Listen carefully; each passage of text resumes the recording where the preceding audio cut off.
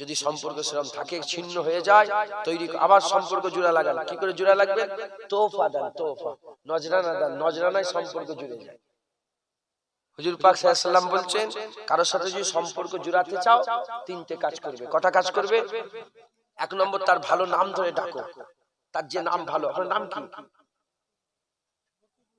মতিবুল্লাহ, হ্যাঁ, যেটা ভালো নাম মতিবুল্লাহ। অনেকে আছে রাগাই না, ওই নাম ধরে না। যদি সম্পর্ক দুরুস্ত করতে চাও, কাউকে যদি প্রেম করতে চাও, কারোর সঙ্গে যদি সম্পর্ক জোড়া লাগাতে চাও, তিনটে কাজ করবে। এক নম্বর, তার ভালো নামে ডাকবে। দ্বিতীয় নম্বর, তাকে আগে আগে সালাম দাও, আসসালামু আলাইকুম, আসসালামু আলাইকুম, তাকে সালাম দিয়ে দাও আগে আগে। শেখ সালাম দেওয়ার আগে তুমি আগে সালাম দিয়ে দাও।